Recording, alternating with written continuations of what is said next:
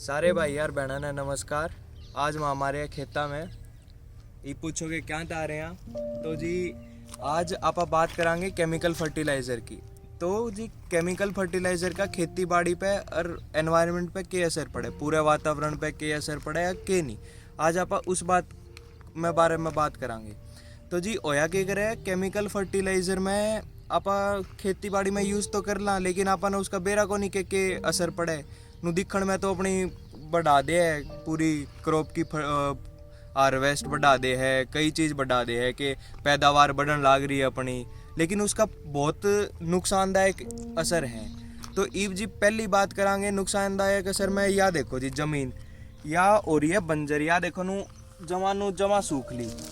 है, तो इसने आप कह सका कि इसमें ई फर्टिलिटी नहीं रह रही। ई बीच में कि मैं बोवांगे तो बोव को नहीं, तो ये होवे कि लंबे समय में असर पड़े। ई वे वाले खेत देखो उसमें इब्बे लग तो इतना घना टेम होया को नहीं है जोते, और इसने हो गया घना टेम है, और फिर के इब ये लंबा समय मेरा पटे तो आप नू करा कि आप इसने यूज़ कर दे रहे वहाँ, और यूज़ कर दे रहे वहाँ तो जब लगा अपने लगे ठीक है, और बाद में क्या हुआ भैया ने फिर पाछे जाके दिक्कत हो गई, पाछे की में हो गया को नहीं। ये बात सभी किसान अच्छी तरह से जानते हैं कि केचुए व अन्य सूक्ष्म जीवाणु भूमि की उर्वरा शक्ति को बढ़ाने के लिए अति आवश्यक होते हैं। विषाक्त रसायन के कारण इनकी मृत्यु हो जाने से भूमि की उर्वरा शक्ति नष्ट हो जाती है तथा भूमि कठोर होकर बंजर होने लगती है। ई बाबा करांगे दूसरे चीज के बारे में बात। या देखोगे आप खेतों में पानी डाल रखे तो जी केमिकल फर्टिलाइजर तो ओवे के है, एक तो पानी की लागत गनी बढ़े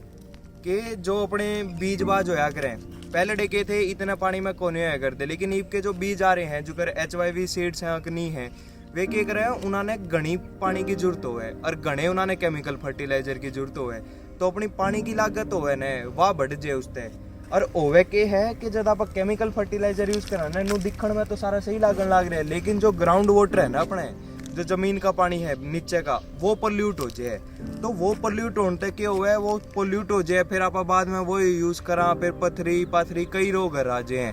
और ईब जी आप देखोगे नू तो दिखण में ठीक लागन लाग रहा है, ठीक है, लेकिन पाछे क्या होगा, ये पहले जिसी बात रही को नहीं, पहले है ना इससे कम पानी में भी है ना आप जोत लिया कर दे, लेकिन ईब यह बात है को नहीं, ईब आपा ने उस तक घनी लागत चाहिए होगा। ईब इसके दो असर आप कह सका, हाँ एक तो पानी की लागत घनी हो है और जो जमीन का पानी है एक वो भी खराब होने लग रहा है। जब किसान फसल में रासायनिक खाद डालता है तो रासायनिक खाद में उपस्थित विषाक्त रसायन जल में घुलकर सबसे पहले जल को प्रदूषित कर भूमि के अंदर उपस्थित केचुए व सूक्ष्म जीवाणुओं को मार देता है। तो जी आज आप तीसरे बारे में बात करांगे, वो है वाटर पोल्यूशन। तो ई बापा कहते हैं कि जो केमिकल फर्टिलाइजर है उनका असर सिर्फ पड़े जमीन पे, या कहनी बात गलत होगी, क्योंकि आपा ने क्या हुआ कि खेत जोतन खातर पानी भी चाहिए हुआ है, और पानी आपा लेवा चाहे तो ट्यूबवेल ते लेवा, नहीं फिर लेवा आपा नहर या नाले ते लेवा। तो ईब क्या हुआ कि जब आपा लेवा ने पानी जो केमिकल फर्टिलाइजर हो मिल के वे वापिस नहर में चल जाए हैं, और ई बापा कह रहा नहर साफ को नहीं आ रही और उसमें काई जम रही है, तो जो काई होया करे ना उसने आपा कहेगा ना एल्गल ब्लूम, तो वह क्या है वो नू जमे को नहीं, वो जब पानी पोल्यूट हो जाए ना जद जमे है, और वो है क्या कह रहे हैं उसकी जुगर आपने या दिखा दें जुगर या है या काई जम रही है उरे, तो या काई एल्गल ब्लूम है, और या नू जमे को नहीं, या केमिकल फर्टिलाइजर के द्वारा जब या पोल्यूट हो है ना जब या खराब हो जद जमे है, और ई बिया नदी है नहर है आगे जाके किसी और बड्डी में मिल जाएगी, और क्या होगी यो आगे जाके फिर खराब करेगी, तो आगे जाके दिक्कत बढ़ती जाऊंगी। रासायनिक खाद व कीटनाशकों के कारण खाद्यान्न भी विषाक्त हो गए तथा जलवायु भी प्रदूषित हो गई, जिसके कारण मानव पशु पक्षियों के स्वास्थ्य पर प्रतिकूल प्रभाव पड़ा, जिसका परिणाम आपके सामने है। तो जी ई वापा करांगे चौथी चीज बारे में बात। तो ई बापा नू कहता केमिकल फर्टिलाइजर यूज कर लो, लेकिन उसके और दिक्कत हो रहा है, जो कर अपने पेड़ पौधे आ गए वे इतने कर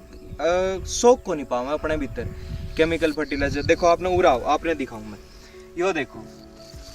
यो जो कर यो पत्ता है यो जल रहा है, यो रहा पत्ता यो जल रहा है, यो है पत्ता यो जल रहा है, तो अपना क्या है, ये सारे पेड़ पौधे ये खराब हो रहे हैं, ये खराब कुकर हो रहे हैं। जो अगर आप केमिकल फर्टिलाइजर यूज कराने वे पेड़ पौधा खातर घने हो जाए, अपन नु सोचा कि इन्होंने और मिलेंगे पोषक तत्व मिलेंगे नू मिलेंगे, लेकिन उससे बात बनती को नहीं, वे इतने अपने भीतर अब्जॉर्व को नहीं कर पाते, और अब्जॉर्व नहीं कर पाते जलन लाग जाए बॉडी उनकी भीतर थे, और नू हो पेड़ पौधे, और पेड़ पौधे नू जल के है ना ये काले धब्बे हो जाए, ये पेड़ पौधे जल जाए। तो ये पापा कह तो दां कि अब जितना हो उसका केमिकल फर्टिलाइजर यूज कर दो, लेकिन वो नहीं होना चाहिए। जितना कम से कम नू हो ना, कम से कम जितना पेड़ पौधे ऑब्जर्व कर पाओ उतना गिरना चाहिए।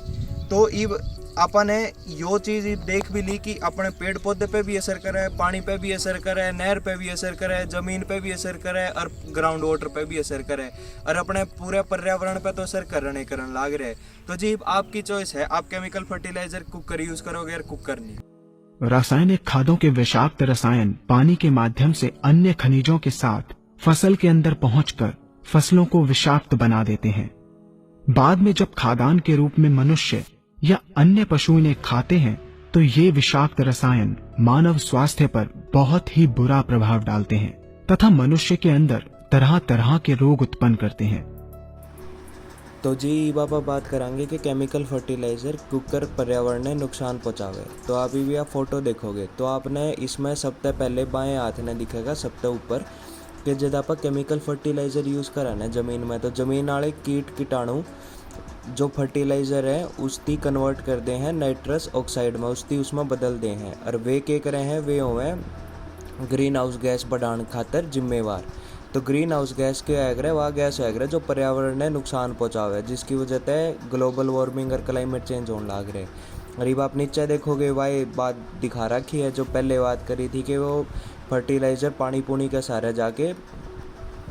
मिल जाए हैं नदी नहर में, और वह बनावे एल्गल ब्लूम जो कि मीथेन गैस बनावे है, वह भी ग्रीन हाउस गैस बनाने में मदद करे। और आप क्या अगर दाएं हाथ ने देखोगे तो उसमें दिखा रखा है कि केमिकल फर्टिलाइजर बनावा जब कुकर नुकसान पहुंचावे। तो जब केमिकल फर्टिलाइजर बनावा ने तो वह दो गैस रिलीज करे, एक तो कार्बन डाइऑक्साइड और एक नाइट्रस ऑक्साइड, वे भी ग्रीन हाउस गैस बनाने में मदद करें। और एक चीज़ और दिखा रखी है उसे के नीचे दिखेगा कि जो केमिकल फर्टिलाइज़र है वे ज़मीन में चल गए हैं और वे ग्राउंड वाटर ने भी कंटेमिनेट करे हैं। तो ये आप खुद समझदार हो कि केमिकल फर्टिलाइज़र यूज़ करने चाहिए कि नहीं, क्योंकि वे पर्यावरण ने इतना नुकसान पहुंचाने लग रहे हैं।